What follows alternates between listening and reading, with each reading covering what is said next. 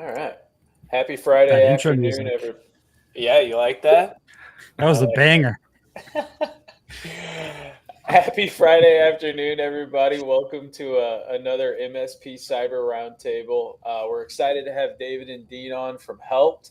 We're going to go into the depths of the anatomy of a service ticket today.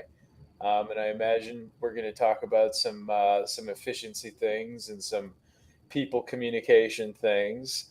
But before we dive into that, how are you guys? Doing good. I thought you were going to say we were going to dive into the depths of hell. Oh, okay. No. All right. That All right. wasn't All as right. Is that your as first good as attempt at that one? I'm going to try that one again. But yes, that was the first one. I got to workshop it a little bit. We'll get there. That was good. It wasn't as good as the house flipping pun you had just before, but it was pretty close, man. Thank you. Thank you. I try too hard. Sometimes it comes out and it lands. So, I'll take it. Awesome. Well, the past few weeks I've been asking people about their favorite foods, but we're switching it up, man. We're doing a big switch up, and we're asking favorite songs. Matt leaned back, worried because he didn't know there was going to be a switch up. I don't want to recycle my favorite song from last time. I'm thinking, just do me last. Okay. Dean, you're up first. No, David's going by alphabetical order. So the problem I have, he's going to say the same thing I'm going to say. I've traditionally mostly listened to EDM for like the last 30 years. So you don't know the names of the songs you that listen aside, like I'm a big Madonna fan. So any like classic age Madonna, okay, I'm there. So this is why Dean and I get along so well. My favorite, Like a Virgin by Madonna. One of the things that I will karaoke at any given chance. I'm all for it. So I think Dean didn't say like a virgin just so that I could. Thanks, Dean. Appreciate that. Okay. Matt, what about you? You're a big Madonna guy also. Not a big Madonna guy. Are you sure? Because I swear. You could be. So my favorite song's different any day of the week. Right now at this moment, I'm feeling Hey Pachuco from Royal Crown Review because I'm like, I want to go dancing. I want to go swing dancing. So I just can't. I like anyway. That's where I am right now. I like that. So where were you during the brief swing revival of the 1999 2001? I was I was enjoying EDM at that moment. So I didn't really know what I was missing. Honestly, like EDM dancing sucks. Wait. Say that again. EDM dancing sucks. I've learned to appreciate ballroom styles. So you gotta get moving. We gotta get Matt some glow sticks. Well, once you realize the most popular EDM is either a 4/4 beat structure or is in two-step, then like 50% of your ballroom skills do translate over just at a faster tempo. Okay, only if everyone else in the room is on board with that. Or at a slower tempo if you're willing to go at a slower tempo. Saying, you could be that guy. My favorite Madonna song is Hanky Panky. I can't believe I don't have a favorite Madonna song. Okay.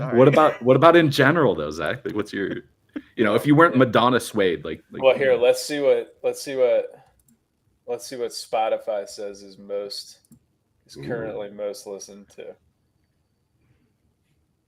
So I do this. It's Ambitions as a Rider by Tupac. It's currently my most listened to song. Okay. Was that on All Eyes on Me or was that a... Yeah, I think so. Okay. We have a question before we move, guys. Yeah, so, this isn't for us. This is an audience to an audience question. I'll forget it. That's me. That's me talking to Matt Fox. Oh, well, let me do a let me do a little interview of these two guys. David, we'll have you go first with the alphabetical. Yeah. Tell me a little bit about you and your career up to this point. Tell everybody who the hell you are. Oh, wow. All right. So, other than a pun expert and Madonna aficionado, I graduated from pun college. It was great. Got my diploma there. Ended up finding pontificator. I wish I had some puns right now that I could lay out. Now I feel like I'm on the spot, not gonna be able to come up with it. But from pun college, I went straight into tutoring and teaching. And so I really liked that aspect of things. From there, I went into actually recruiting, so like technical recruiting, because I was learning about the types of things that people were doing and I was finding the right candidates. And then from there, I found myself wanting to learn a lot about one thing versus a little about a lot of things. And so I started working for a company that was manufacturing transceivers. Most of the people watching, in the network space, they know, hey, these things are going into switches, routers, whatever it was. Wait, hold on. Now we got to pause. What now is it? A transceiver? Okay. Did I get it? Transceiver. Yep. Matt, Yep. you got to let him be the Well, transceiver first expert. of all, I just have to say I love this word. Yeah, because me too. it's like it sounds like a made up word. It sounds like it's trying to weave between 3 or 4 other real words and just it's like a Star Trek thing. Yeah, like I pulled the transceiver out of my pocket. Yeah, exactly. You're like, all right, nice try, transceiver. You got me. What's a transceiver? They're in transceiver. Everything, you said. They're in everything. They transmit and receive at the same time. Transceiver. Oh. I know it. They end up in networking, like data centers and things like that, because What's the protocol that they work on? Is it like CAMS or something? It's universe. So CMIS is like the 400 gig, different management standards and stuff like that. So it's light. It's communicating with light. So you're blinking on one side, you're receiving on the other side. The blinker on one side is just a super fast little capacitor that's just saying blink, blink, blink, blink, blink. On the other side, there's a diaphragm that's actually like receiving this light, and so it's capturing the blinks. It's putting it through some different processes. I don't want to get too deep into it. And then it's telling us, how many zeros and how many ones came from the other side. And, we're transferring data super fast.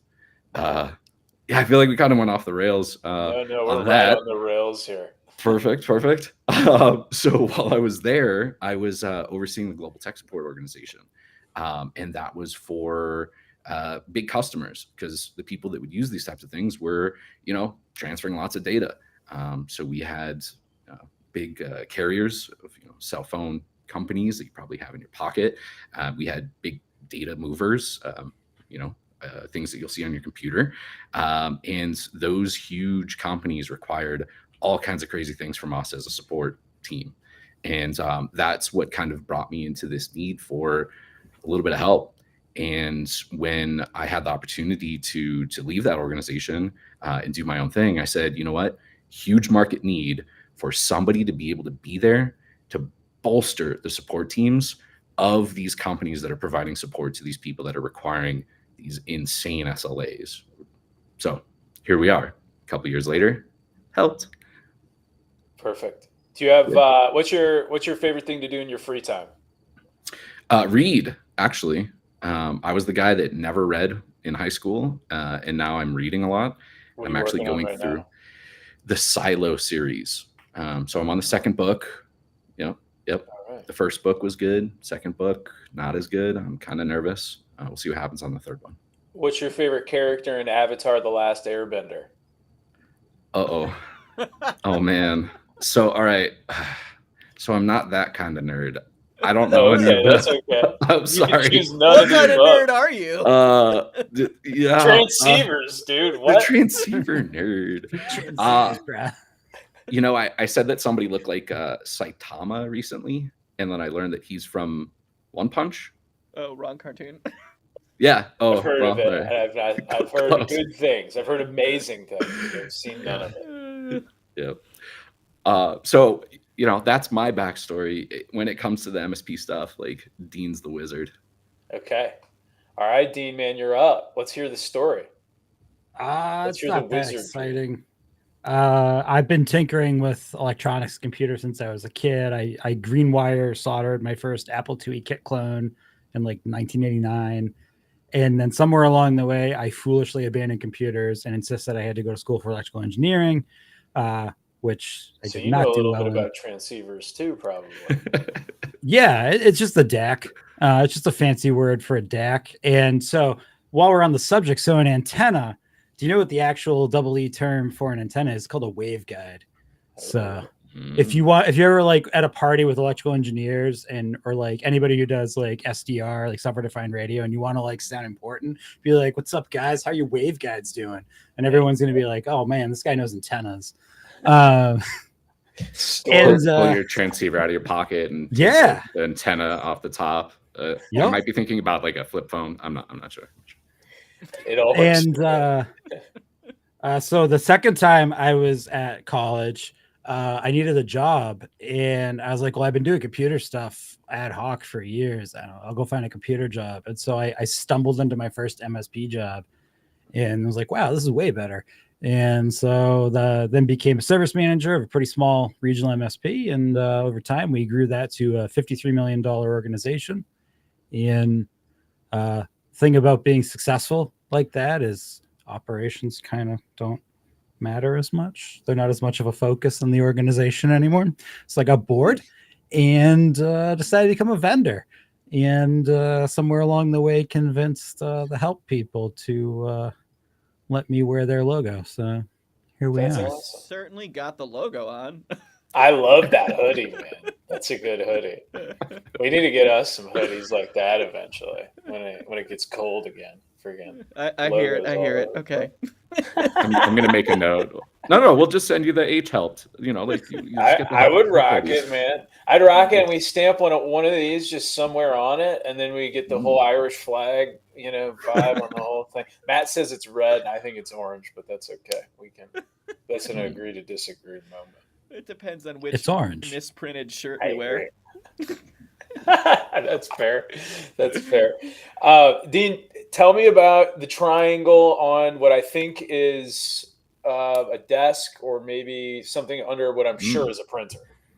Yeah. So this has been my thing for a long time as a service manager. This is an authority and accountability pyramid. And because the thing I find that a lot of MSPs, because they're mostly SMBs run by the original founder, that we struggle with is we end up being the bottleneck of decision making, and we don't set good accountability and authority scopes for our staff, which dovetails nicely in today's conversation. So this is my original poster I had made that I kind of leave there so people will do exactly what you did. They'll see it and ask about it. But the idea is the decisions that are only my decisions as an executive is the very smallest part at the very top of that pyramid. Everything else is stuff that should be pushed down to your team. And it's just a way of thinking that if I can hand this off to you, then that means I can build a process around it, which now means I can scale it, which now means we can deliver it and sell it and ensure client satisfaction.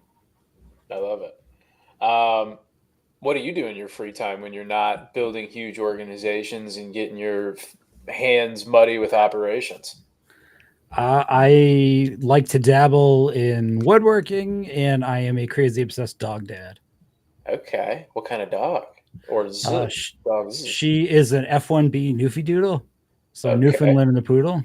Wow. Very cool. I'll have to do a Google search here when we wrap up. We'll send you pictures from her birthday, right? Okay. Dean, you've got some that. Yeah. All right. Must be a big, it was just last week. Dog. That is for sure. It's a mini because her dad was a 10-pound toy poodle, and so then you start working out the mechanics of that. Wait, and your brain goes through dark place. I don't understand, but we don't need to go there. Fair enough. Well, you can finish by telling me the goofiest show that you've ever really enjoyed watching. The goofiest show I've ever really enjoyed watching. You were talking about Nickelodeon. I swear everybody was going to. I was not at the right age. So this is going to be a controversial answer. I was not at the right age when the original Pokemon cartoon came out. I was above the median age for it, but I used to still rush home from high school to put that on, even though I was not into Pokemon, because it was just, to me, so absurd. It was my generation. Good, keep going. I want to hear you continue talking about how you thought it was obscure. Well, so I keep in mind I could go for an hour on this, but so you've got a civilization that has perfected infinite mass energy storage technology, right? We've got a Pokeball where I can put a living thing, but let's pretend they're not even living. I can just put any matter in there that I can infinitely store, shrink down, completely negate all of the normal properties of that matter, and then I can transmit it instantly to Professor Oak somewhere else. So that's like the pinnacle of, if you go like levels of civilization in terms of like a galactic sense, We got like, that's transportation. one step below the highest level that we postulated civilization could reach. Like, that's one step below Dyson sphere. And the best they did was they trapped wild animals in it and made them fight each other. And I always found that premise to be the most ridiculous thing, because I was like 15 when I started watching it. So I used to love watching the show looking for stuff like that. And I'm still a big fan. Any of my former staff would say I'm still a big fan of doing that with anything I'm into. I will point out when the plot contradicts the rules of the universe the plot itself is set. So I respect that. I respect reality buffs. That's fair to me. I respect that. All right. Well, I won't tell you my favorite Pokemon then, and I'll just let All right. What is your favorite Pokemon? No, I can't tell you now. Umbreon. Go ahead, Matt. I just can't get it out of my mind. Like Dean running around the streets with an iPad, like looking for, trying to find his Poke creatures. I did get into Pokemon Go when that came out. Yes. I love it. What's your favorite, Dean? Snorlax, probably because he's so big. Probably my absolute favorite is probably Pikachu, only because it goes back but TV show Pikachu, because if you go in and look at the amount of time he was on the show, the amount of times Ash basically saved the entire world or won everything, and it's still this useless low-level Pokemon that will defeat a god and then in the next episode get punched in the face by like a bee and it faints. And that's so preposterous that I always loved that element of Pikachu as a character. So I project that onto 100% of all Pikachus everywhere. All right. I appreciate it. Matt, man, let's do a lecture. I'm going to have trouble with this transition, but here we go into the Essential 8 cybersecurity framework. Good segue.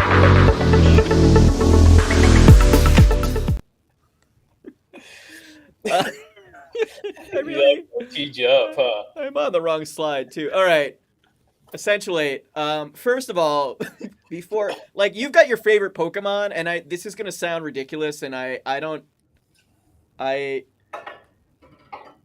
like where my life priorities are right now. That like the fun things in my life aren't nearly as fun as the fun things in your life, Dean. But Australia's Essential 8 cybersecurity standard is literally my favorite.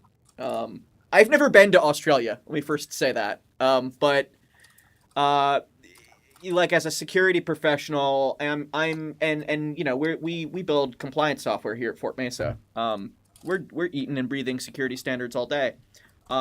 Essential 8's really neat. I'll get into why in a few minutes, but similar to what the UK has done, the Australian government has put together this standard that's built for small organizations, you know, everyday small businesses and medium-sized businesses that maybe aren't very concerned about cybersecurity or haven't been in the past, but they want to just protect themselves. They want to know what like the normal stuff is, right?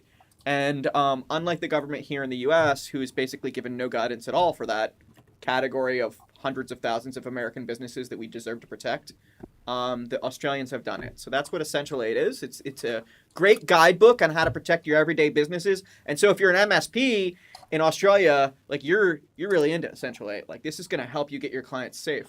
And you know, they split it up into control categories the same way, or safeguard categories the same way other standards do.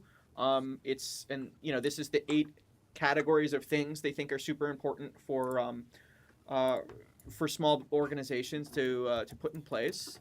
And they've even got maturity levels. So, you know, they have this thing called maturity level 0, which isn't a real maturity level. It just means you haven't reached 1 yet.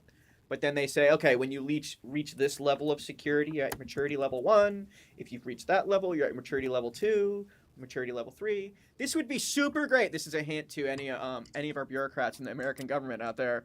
We need this here. But in any case, super, super great approach. And the part that I love, and this is what makes it my favorite security standard, is its size is from tiny little business that only has level 1 security and using the same information security manual which is a big deal because in the rest of the world, it's like you have, the small business manual. And then when you grow to be a slightly larger business, you have to throw away all that guidance and get like a different book of guidance and dig in again. In Australia, the standard scales from tiny little maturity level 1 and goes all the way up to the top secret government baseline. And so there's, like I said, level 0, which is not a real level. And then 7 additional levels, that goes up to the most stringent security standard in the world. And so that's what's pretty special. And this sounds like something that should just be part of any cybersecurity standard, but there's not another one like it in the world. So that's pretty neat. I don't have anything else to say about this really, other than it's just been popular in Australia in the last few years. So if you do business in Australia, if you are in Australia, you've got you sell to Australia, you have business unit in Australia. This is an important standard you need to know about and be able to relate to and be able to speak to in terms of how secure your systems are. But outside Australia as well, in that economic region of the world, it's popular in New Zealand. It's popular to some extent in other neighboring territories. So in any case, that's the quick Essential 8 overview. And I think with that, unless you guys want to jump in the Essential 8 party, I'm ready to throw this away and jump into... I'm just curious, how are they enforcing it or like incentivizing folks to actually undertake it, or is it just sort of there as a tool right now? There's a little bit of I think the liability structure in Australia, in terms of holding people accountable, there's a little bit of government enforcement around accountability in cybersecurity generally. It's a little bit stronger here in the U.S., where it's basically impossible to pin someone to the wall unless they really screw up. But the importance of it really is that if you're trying to say we're doing the right thing, the way that conversation would normally be proven is by looking at directly these guidelines. So that's really the importance. So whether you're looking for cyber insurance, or you're trying to sell to the government, or you're just trying to prove to the person down the street that you're secure, this is the standard measure in Australia. Can you compare it to CIS and NIST? I think, the blue at the top is very close to what CIS has done with their implementation groups 1, 2, and 3, and it's maybe a little bit easier to obtain up at even at level 3. So it's a little bit easier to obtain than a CIS IG3. But then as you go into those government baselines, those are almost one for one similar security levels as the US's NIST 853 low, medium, and high baselines. So let me ask you this then: if I had an MSP in the States, or if I had a business in the States, and I aligned myself with level 3 of Essential 8, and then tried to come back to somebody at cyber insurer in the States, let's say hypothetically, and said, well, this is what I'm rocking, how would that go for me, or what would that process look like? Well, I don't want to answer for the insurance industry, but they're all over the place in terms of their maturity level. So I think that some of the brokerages that have a high level of maturity in understanding what are really the essential ingredients of good security, they're going to really respect this, and it's going to mean a lot to them. There's other brokerages out there that barely understand what's on the application, and really it doesn't matter what standard you're rocking because they don't understand any of them. So that was a very fair and technically correct way to answer that, and I will allow you to move on. All right. Well, here we go. We're in today's topic. My gosh. So my favorite Australian story, I just have to throw this out there. Sorry for derailing again. We've got a client that's in Australia, and during onboarding with all of our clients, we ask them, how would you like us to greet the end user? And usually we get, we use the acronym, or we use the full name of our business, or whatever it is. And being that he was in Australia, he said, you should greet the caller by saying, "Oi, mate, what do you want?" And we cracked up, and we don't do that. But it was the funniest Australian thing that I could come up with right now. So that just shows my depth of Australia. What was his level of seriousness when that? Yeah, I would say he was probably like a 6 out of 10 on the serious. Really? Yeah. That makes sense. I believe it. You should try it out. Matt, time, Australia's close to Indonesia, and I only know that because I played Risk once or twice. And Lizbeth's over in Indonesia right now, Matt. What's that part of the world like over there? How close is that? Well, it's a shorter plane ride than from here, that's for sure. I actually am not knowledgeable, and I should be knowledgeable about this, but I am not, on what cybersecurity standards are important to Indonesia. But I would guess that they are. I would guess that they're half Australian and half everything else in the world. Probably a little bit of NIST in there. Maybe that wasn't the essence of your question, but that's where my mind went. It's probably you brought it right back. Yeah, it's probably a more appropriate response than the essence of my first question. Anyway, well, guys, tell us about service tickets, man. I know almost nothing. Actually, maybe not almost nothing, but I know. I would say I've probably dealt with service tickets the least out of the four of us, and probably is almost silly because how sure I am about that. Somebody go into the nitty gritty for me. Yeah, I think that the reason why we really wanted to get into the anatomy of a service ticket is because we're not even just talking about the ticket. When we are talking to MSP clients, they're thinking about my ticketing system, what I'm going to put the status as, what I'm going to do with this ticket. But what we wanted to talk about was the holistic view, kind of the people behind the ticket on the customer side, the people behind the ticket on the agent side, everything when it comes to the anatomy of the full ticket. Dean, I'm going to let you run with it. I mean, this is your deal. Yeah. Well, so switch gears for a second. So in a former life, I used to sell high-end AV equipment. And one of the things you're taught in selling stuff like that is that very few customers come into the store looking to buy on features. There's a very small percentage, pretty much us, like the people who are on this call, who will go in and specifically be like, how many HDMI ports does it have at what refresh rate that are, HDCP compliant? Like, that's not, most people want to know, what does it do for me? What's the benefit? And in the same vein, most of us, when we have had to open a support ticket, it's a fairly small percentage of people who do that are opening a ticket because they're tinkering and they just want an expert tip on how to get through their tinkering. Most of the time when you open a ticket, you're in pain. And by the time you've actually opened that ticket, you are already probably upset that you're in pain.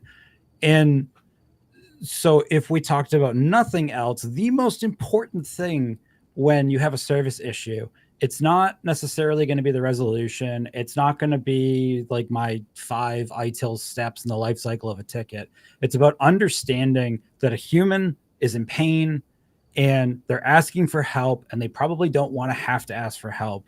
And they're already annoyed they have to ask for help. And that's when you meet them. And they may not be angry. They might not be caustic. They might not be crying, literally in pain. They could be, but people generally aren't like, oh boy, it's ticket time. And you need to approach the entirety of it with that empathy and that understanding. Yeah, it's a person who's trying to do something and they can't, and they're already upset they can't. Yeah. And then you hit them. The fact that they're already upset is such a great. That's such a great point.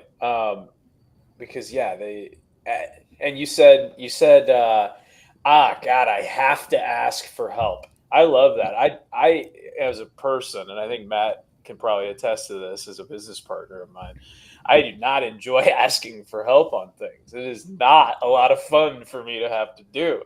And I know many, many people out there feel the same way. And especially when you're working on something, not only am I stopped with a problem, but I'm stopped in such a way that I now have to sit on my hands and wait for somebody to come out. It's like, oh God, please no. You're absolutely right, and that's a great framing of the I want to problem counter you space. guys a little bit here. I disagree a little bit because that's usually the feeling. However, there's some vendors that have been in my life before, which I get excited about opening a ticket because I anticipate what the experience is going to be like, and I know it's going to be great. And in that moment, the switch from frustration to like I feel better now actually happens before I get resolution. It's at the moment that I've decided to involve this other person that I know is going to help me. And That's so really sometimes interesting. it and it's not nearly common enough. It's not I, nearly common enough. I have a not tech. It is tech related, but it's not tech related example of this. So in my Domino's world, and this is something that's going to be a very positive statement for Domino's. They had a service. What is it called? I don't know. They had a call-in service. If you were ever having issues with any of the tech things in an operation, any of the operations, you call them. This is where you identify, and then they could support and solve and diagnose and from whatever wherever. And I would have young managers of stores call me in a panic, like the printer's down, and it was like a really serious situation because you have a piece of that in the middle of a dinner rush go out of whack, and you've got a lot of unhappy customers, and nobody wants to deal with that. And my response would be, well, you need to call these guys; they'll be able to solve you. The next time they would have an issue, they would not be calling me stressed. They'd be calling me to let me know, hey, this happened. I got a call, whatever the name of the thing was, which I genuinely can't remember. And that point that Matt's making about having that net there and knowing that you're going to be taken care of can alleviate the stress. Like, oh my God, what am I going to do? Oh, I'll just go call. In this situation for you guys, it's Helpt, I guess. I have a Bernie story, and I love Adolf Bernie. or Matt? I hate Bernie, one of the guys that was on my team at the transceiver organization. He, I wish it was Bernie Mac. May he rest in peace. Wow, too soon. I had a cat named Poopy because of that show. Oh my gosh. So Bernie, my Bernie, not Bernie Mac or Madoff, he was the friendliest guy ever. He was the person that you would call him up in that same panic, screaming about something. You make the commitment. You say, fine, I'm giving in. I'm going to call. I'm going to get some help. He'd pick up the phone, and by the time you're done, you're talking about when you're going to get a beer and, how great things are. And from that, I really realized that negative experience that the person's having on their own can be completely turned into this amazing experience with the right support person. And so Matt, it doesn't happen when you call any of the other vendors that you don't think are good. It only happens when you call that one particular good vendor. And the power of that is amazing. We were selling the widgets. We would have people that called up saying, hey, I've got this issue, talk to Bernie for a little while, and then they'd want to buy more. It was like buying a customer with the good graces of Bernie. So I don't think Bernie would ever be watching this, but if you're watching this, great job with that. That's what we're about. I want to take the point to say, yeah, it's great. We need Bernies, right? But this can be cultural, right? This can be created culturally. And the specific vendor I had in mind when I was telling that story earlier, but there's other vendors that fit the bill. It's not random, right? That good feeling comes from knowing that no matter who over there picks up the phone, it's going to be awesome. Do you guys live somewhere where there's multiple hospital options? And if I were to say to you, what's the good hospital? Do you immediately have an answer in your head? It's not because they have the best doctors, because once you're in there being treated, I don't know. No one here knows like if their doctor's the best or not. It's the way they made you feel, their operational competency, if their process efficient, did it feel like it had a point to it? Did they speak to whatever your value proposition was, make you feel heard and valued in the moment? We all know it, and we might not even agree it's the same hospital. That vendor may not even recognize when you're valuing things. I love this example because there's two hospitals, and in one of them, when they're done with you, they hand you the paperwork and they're like, that way, right? And you're like supposed to read this thing on your own to like figure out like, is there aftercare instructions, whatever. In the other hospital, how do I wrap this? In the other hospital, they they consult with you, and then they hand over the paperwork, and it's like a minute and a half difference in the encounter, and it feels totally different going out the door. It's care. I mean, like that's what it is. Bottom line, it's that somebody cares. I know, like, shout out to Chewy. I know that everybody has a Chewy story. Chewbacca? Man, you're shouting everybody out. Man. No. Chewy. You talking about those little bars? No. The dog food place or the pet supply company. Here's my dog on a luggage tag, by the way. All right. There you go. Not that I'm obsessed. So the Chewy stories have always been, I do some sort of transaction with them, I get support from them, and they continue to follow up. They know when my dog's birthday is. They, make sure that I'm consoled if something, God forbid, happens to the dog. Like, you hear about that, and it boils down to caring. And I think that, Matt, if that was the culture, if we lived in a culture where everybody cared about everybody else, like, the whole world would be a better place. We got to care, man. It's community. I'm a big believer in that, for sure. Yeah. Well, let's do the anatomy breakdown, man. Let's do the I'm imagining operation, the board game. What am I looking at? What's the funny bone? What is this ticket? So the hospital example dovetails really well into this, because you basically start off with triage, and triage is the very first step where what is happening, who it's happening to, and sort of how it's affecting them is ingested. And if you handle triage right, you can screw almost everything else up, and the end user will be likely to forgive you, even compliment you for it, because you did such a good job up front with making them feel heard, with making them feel understood, with letting them know they could trust you, and with basically just establishing here's what's going to happen next. Because if you do that, even if what happens next isn't that, you've set expectations, so then you can work around those expectations. And most people are pretty cool with that. Yeah. So that's the very first step. I love having that on tape, by the way, that we have that recording, because I hear super frequently from service providers that, like, they have people on their team that they think of as useless, and they stick them in that job. Yes. Yep. It's the feeder position. It's I'm going to put the guy who doesn't know what they're doing. Like, this person is representing 100% of the empathy and intelligence of your brand when your client either has the most pain, fear, or gain. And I'm not saying you need like a superstar in that role that like can solve all their technical issues. They need to understand the business enough to not be pissing people off. And also think about the good hospitals. When you go to the front desk, that person's not going to reset your bone. Like, no one expects that, but you can tell when they're bored, checked out, and are resentful of the fact you're there, versus when they're like, oh my God, welcome, Zach. I'm so sorry that, your face has fallen off, and we're going to a lot of blood, huh? Don't worry. How do I wrap this? Yeah, and you could take it to like a more micro level. Like, if you think of the same concept at any sort of like personal care service, like doctor, dentist, we all know when there's a front desk that does the intake that really does a great job of making us feel like they give a crap that we're in the building. And we're not expecting them to, when they do, forgive me for cutting you off, but when they do a good job, it makes it really easy for the people who are next in the chain to make you feel like they're doing a good job, because they needed information from that first person to even be able. I've been in doctors' offices before where I like tell the nurse, I'm like, here's 45 minutes worth of information. And then the doctor comes in and they're like, all right, what's going on? What's going on? It's like, bro. Right. And you're like, did you even read it? What's going on?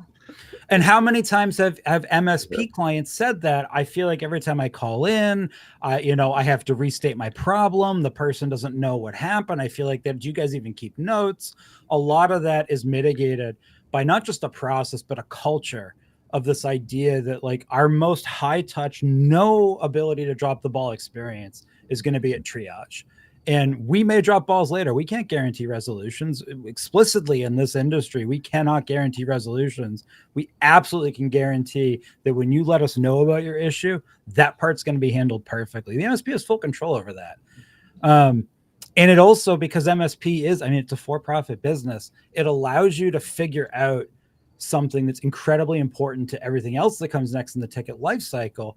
You can figure out what their business pain is and what the impact is to the business. Because what we tend to do as technical people, if somebody calls in and they say, my printer isn't working, all right, well, like, I got 2 printers behind me, like, print to the other printer, jerk. Like, what are you bothering me about this for?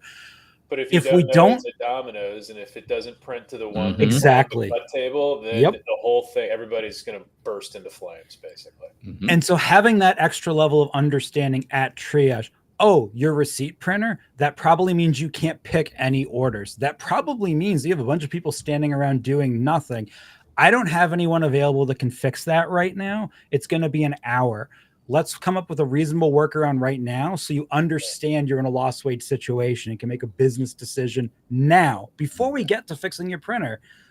That's a huge difference. And like back to that hospital example, you get up to the front desk and you have a cold or a cough or I'm not feeling well or a mysterious burn. That's one thing. But like you got like, I don't know, a limb that fell off and blood spurting out. Well, yeah, they're immediately going to, wheel a gurney out at the triage process because, that's kind of a big deal. Right. And you can do that. Any MSP can do that right now and make that client feel immediately you understand their business pain, you get them. They will forgive nearly everything that happens next if you can do that consistently. That's that trust. Well, well, tell me more about the anatomy, because we nailed that part. Everybody, everything. It's magic after that, right? Right. So you've figured out. So you've gone through your triage process. So you know who is entered into your MSP, hospital room. You know who they are. You know where they're coming from, what they think their issue is. You have a reasonable idea of the severity, and also like medical, you also know how they're going to pay for it. Those are all things you figure out in triage. Some of it behind the scenes. So what do you do next? Well, in that hospital example, they got to figure out now, I've got a room full of people that have various problems. What order am I going to see them in and who's going to see them?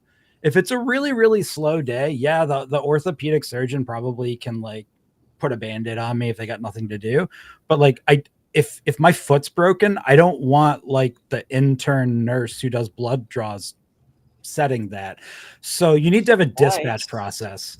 And that dispatch process is really that next step in that life cycle of the ticket. It's figuring out, now that we've collected that initial information, who's going to work on it, when, and in what order, and how are we going to communicate that back to the end user so they're not just sitting there panicking? Because that's happened to me. It's probably happened to you guys at a hospital where you're just sitting there and you're like, what's going on? What's and like, next? You make up a story in your head, you make up a narrative. And if you're in pain, that's not going to be a positive narrative. So dispatch is communicating that to the client. Once you Can I cut in here? Yeah, absolutely. My annoying cut in thing. I was having a conversation with somebody, I think it was yesterday, but it was about efficiency of communication and follow up in the sale process.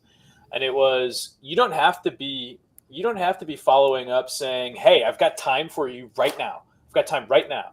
But following up and saying, this is what's going on. I have time over here. Allows that person to then, the thing you said about the narrative spinning of, I guess they just don't think I'm important, or, I guess, what are they, closed? Like, what's all of these like worst case scenario things that you go to when you're in an unmanaged state of fight or flight. Doing the basics of communicating, even if you don't have the ability to fully solve the problem, is so helpful. And I really enjoy another Domino's example here, and I'm sure people watching will enjoy this because everybody's ordered a pizza almost. When you're waiting on that pizza to arrive, if you're thinking it's going to be there in 25 minutes and all of a sudden 50 minutes rolls around, you're like, whoa, man, what's going on? But if you expect 25 minutes and then 10 minutes in, somebody tells you, hey, it's actually going to be an hour, and then it shows up at 50 minutes, you're freaking stoked at 50 minutes.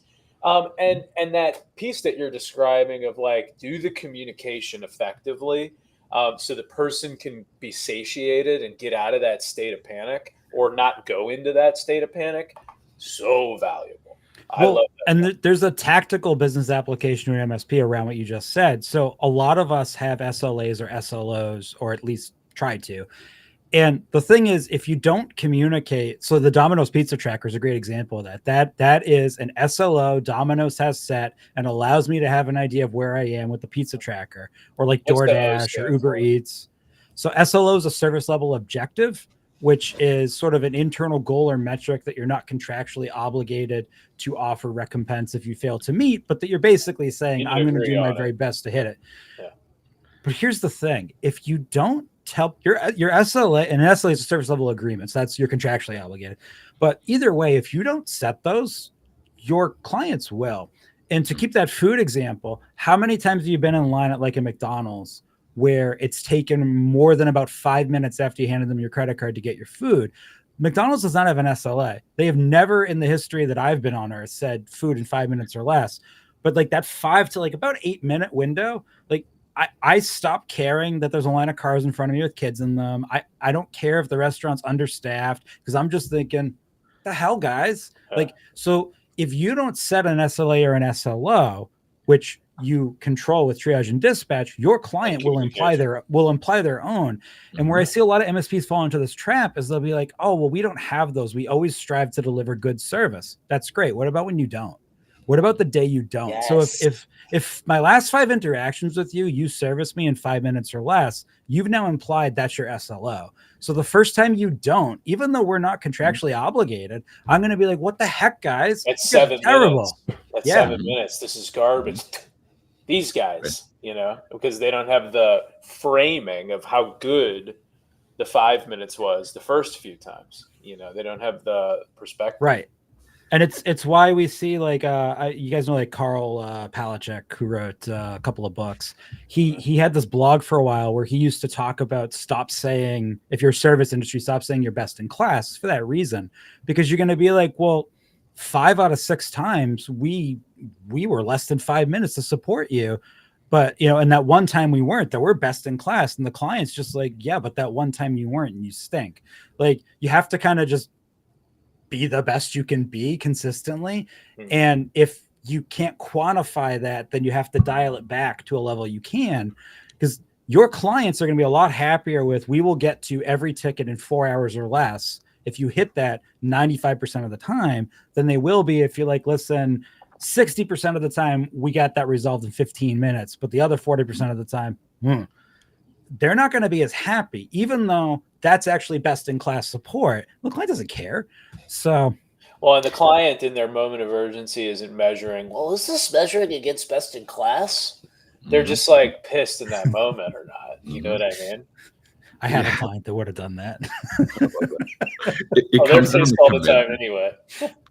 Right? It comes down to commitment. Like, if I commit something to somebody, I'm going to do that thing. We should think that way as organizations as well. But let's make sure that we can meet those commitments. I'm not going to say to anybody, I'm going to be able to do something in 5 minutes if I know it's going to take me 10. But there's no point in that. Other than to stress everybody out and to set up a situation where it's self-defeating. Yeah. So, absolutely. Presuming we set a realistic expectation, right? We set ourselves up for success, internally and externally. We've triaged it, got to the right person. Then what? What's next? So the next major step is actually working the ticket itself. Is working that issue. That could be an incident, a problem, a request. So it's not always necessarily going to be something's broken, but it's actually working it. It's that stage where your technical team is going in, they're rendering that technical value, they're hopefully documenting what they did and near to, if not real time, and they're keeping that consistent communication you already started with going with the client. And we see all the time where everything up until this point has been fantastic. One of you gave the example earlier of a doctor who then enters the room and they're like, hey, so what was wrong? Like, that's the entering time. It's still working the ticket stage. And right away, you've lost all that trust that the front of house staff had just built for you. So it's important there. And what I find a lot of technical folks do is so if you to get super in the weeds on this, if you look at the DISC profile, DISE, the average type of person we hire to work a ticket, they're going to have DI shaded in C, which is funny because I am kind of a dick sometimes. If you're an entrepreneur or business owner, there's a good chance you have D above the line. So the ideal profile for a help desk person is going to be somebody who has I and S or I and C above the line. And that I is really that natural desire to just be thinking about what the client's needs are first before you focus on trying to inject your solution. The challenge is it's not what most of us end up hiring, because those people are pretty rare. High I people generally are not already naturally interested in a technical field. So you can find high I people that you can train up, but most MSPs aren't in a position to do that. So they're hiring people that are high C or high S that have a little bit of I. So they don't mind talking to customers, but they're not really, that's not their passion. They're not, they're not getting their jollies from that. Inherently good at it. Forgive me. I have a question about best practice related to what you just said. And I've been thinking about it as you're going through some life cycle stages here. Some of those really awesome success organizations, and I use the word success because they're oriented around business outcomes, not around like being responsive to something broken, right? Right. The service engineer or whoever's working the issue, right? Not always an engineer. Sometimes works side by side with someone with a slightly different profile, right? Yes. And I'm sort of wondering, like, clearly we're not going to give every single ticket is not going to get paired up with an engineer and an account manager when it's like a password reset, right? But in the MSP industry, are you seeing that success formula becoming best practice? Is that something that you guys see? It depends on your vertical. That's actually a really good question. And we've seen that happen in another industry already. So if you look at the automotive service industry, which is very similar to ours in terms of most of the revenue comes from support and service, not from the initial sale. If you get into like fleet maintenance, you'll notice in fleet maintenance, a lot of the pleasantries and niceties are removed. You know, you think of like a classic Jiffy Lube, you literally drive your truck in over a pit. They change your oil while you sit there and you drive away. You don't talk to anybody at all. They don't ask you questions. They don't explain what they're doing. Yeah, they just get it. They get it done. So to that vertical, that's a value add because I don't own that truck. It's a fleet truck. I don't care. I just need the oil change and I got to get to my job site. Mm-hmm. But now, like, imagine like I send like my wife to go get that same service with her Hyundai. That may or may not be reflected as a positive experience to her. She might like the fact she doesn't have to talk. In fact, she wouldn't have to talk to anybody. But afterwards, she would be like, I don't know what they did. I don't know if I paid the right amount. Was this correct? They did this other stuff. I just said yes. I didn't know. So you have to, and this isn't really like a ticket thing, but you have to figure out as an MSP, and there's a lot of small MSPs struggle with this because they're not verticalized. What does your client base want? And then you can kind of align your model. Because if your client base is mostly professional organizations, one of our big verticals in my former MSP was veterinary clinics. Well, they know how their vet tech is supposed to work. So they don't need a lot of like hand-holding back rubs. They just want results because they have a patient on the table. But a lot of the other small businesses we used to support that weren't that, they did want exactly what Matthew is saying. And there's the power of having a human dispatcher. So at our MSP, we had human dispatchers that would kind of almost be mini PMs for every ticket. They would oversee the ticket. They would let the client know, here's who's going to be working on it. Here's when they're going to be working on it. Here's what they're going to be doing. Here's what they need from you. We don't need you at all. It's probably related to the triaging process. A lot of that's related to the triage.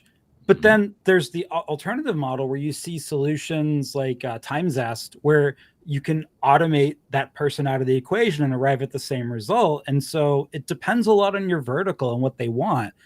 You know, if your vertical doesn't need a person who's able to give that extra level of human business intelligence and kind of be like the ticket sommelier that guides you through the tasting experience, then you can probably do that with automation. What you should not do is not do it at all. And a lot of organizations that struggle, that are smaller and they have a lot of different verticals that they're trying to support, they end up in a position where the weight of trying to do that is just so much that they just sort of are like, nah, people will read the ticket updates.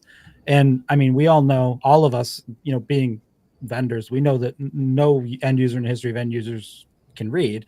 So no, they do not read the tickets, and they do exactly what we talked about earlier. They make up their own story in their head, and you know. So Well, we're starting to approach. Oh, We've no. got 5 minutes left here. How many life cycle stages of a ticket do we have left? And maybe let's hit them at a highlight before. Yeah, I'll hit them at a high level. So we talked about the time entry. So the next thing is really having some sort of QC and accountability loop for that time entry. So if you're rendering service, you need a way to make sure, preferably in close to real time, that you're rendering the right service accurately and appropriately. This is a for-profit business. I need to bill for that product. So we don't want like a meal delivered to the table that somebody eats and then says it wasn't what I wanted. We want to know right away, hey, this isn't what I ordered. Go make it right before that happens. So you have your QC loop. And then from there, you really get to billing. And billing is going to be whether you are literally billing or simply accruing that against an agreement. That's really your last chance to make sure that everything else that happened before was accurate, proper, and treated right. Because from an SLA standpoint, you're done there. And in the mind of most clients, you're done there. And we know that because how aggravating is it after billing on anything when either you have to reach out and ask a follow-up or the vendor has to reach out, not even MSP stuff. Like if you pay someone to power wash your house and then a week later you find a spot they missed, they're always not happy you're calling them back, even if they're like, oh my God, hi. In their minds, like, oh, are you kidding me? Like, so billing really is your last chance to make sure that doesn't happen and to have that final chance if there was a mistake to account for it. That's pretty much it. And at that point, the idea is everything you've done should result in an invoice that everybody involved would stand behind and give a thumbs up to, and take a Michael Scott picture of that we agree with the invoice. Who's your favorite Office character? Dwight. What Dwight about for you, sure. David? That's a good question. I was going to say Dwight, but then since Robert Dwight, California. I'm sorry. I'm changing to Robert California from All right. I can the see last season. maybe Matt? Jim. I don't know if I had more hair. Matt, you strike me as an Angela kind of guy. Oh. I can't even choose. Let's pull those slides up and let's hear how. Oh yeah, who's helped? What do you guys? Oh my do again? gosh! You guys are really good at not. not pitching during the whole deal. You guys are like, So do you have a dishwasher? Do you need it fixed? I'm just kidding. So the best part is that the whole bit about the triage and kind of that early on like response time, communication, things like that, that was all pitch. Helpt was built out of the need for that type of interaction, with customers and clients. And so, we left that organization that was, selling transceivers or selling widgets. They were being supported, and then, relationships were being built. And we said, you know what? Let's see what we can do to be unique in this space, to know what good looks like and deliver it on behalf of our clients. And so that's how Helpt came to be. On the next slide, I think it talks a little bit about how Helpt might be a little bit different. Here's how it's a little bit different. We're all 100% US-based technical support. One of the big deals is just making sure that we're, matching with the people that are calling it, cultural, language, all of that. The next thing is that, we do believe in humans. We won't set up an IVR on behalf of our clients. If a client wants their IVR to point to us, we'll pick up the phone. It's always going to be a human that's picking up the phone right away. We're available 24/7, 365. It's the most infuriating thing when something goes down at 5 o'clock, 5:01, and you get that call and you say, crap, I got to take this one. We can be the ones that are there to kind of take it, understand how bad of an issue it is, triage it, send it over to you, have you take care of it. And then the one on the left there, flexible plans. We're all about what it is that our clients need. Find out the business need. If you don't offer 24/7 to your customers, probably not going to need 24/7 from us. But if you have shoulder hours, if you take you guys out to a picnic and you need some overflow, some help, we can do that. The next one, oh my gosh. All right. So the next one goes into this new exciting thing that we've been doing lately. It's Helpt Now. And so Dean got a little spicy when it came to triage and like how important it is and how focused we need to be on that, because that's that first interaction that you're ever going to have with your customer who's having this issue. What we've done is we've launched Helpt Now as a 24/7 available US-based technical live answering system.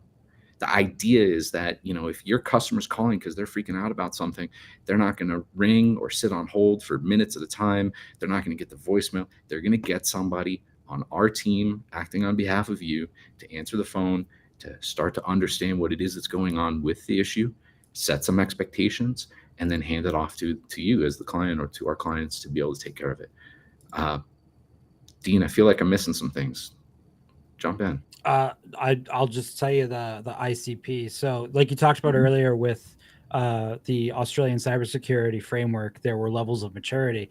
In the same way, MSPs have these growth levels of maturity where there are certain operational needs you need to fill to get to the next level, but there's only so much revenue dollars. So we find that while we work with everybody, the people who are best able to use us are probably somewhere in that space where they probably have a one-ish dispatchers already answering the phone, but they can't really afford to add more than that. But they need to start to get their more mature clients they're going after. They do need to have more people available to them, so it's not going to voicemail. So those types of MSPs that are struggling with how do I move to that next maturity jump, those are the best Helpt clients. All right. Well, Matt, any takeaways? I don't know. I just feel like I want to open a open a bunch of service tickets. A live professional services business. I feel like you guys just charge me up. I gotta say. Oh, good. You guys are very easy to talk to. This was a blast. Partnership incoming. Absolutely.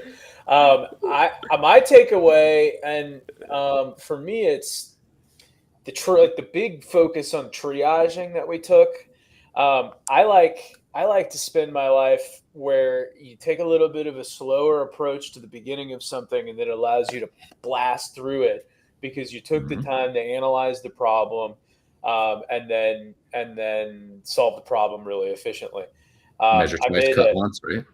Yeah, exactly. I made a Survivor reference earlier. I don't know if it was on the pre part of this or in the beginning of this call, but the groups that sit there, talk about the problem together, and then solve the puzzle are the groups that usually win, even though it starts out as they look behind.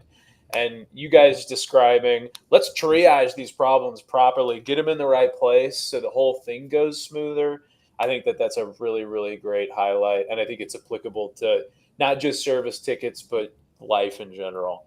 I've enjoyed having you guys on. I can't wait for the next time that we talk. And I can't wait for next Friday, where we're going to be having Cork. I actually remember off the top. Nice. Cork on, where we're going to be having a conversation about cyber warranties, and how cyber warranties can be a good supplemental gap coverage for the cyberspace. And then I was told by our marketing lead that I was supposed to remind viewers and listeners about our Cyber Peer meetup, which is on Fridays at 11. And to check out our portal if you haven't done that before, and there's lots of valuable stuff in there as well. And I'm going to get better at messaging that as time goes. But for now, thank you guys for joining us, and thank everybody else for joining as well. And have a great weekend. Thanks for having us. Thank you so much. Bye, everybody. Thanks. Bye-bye.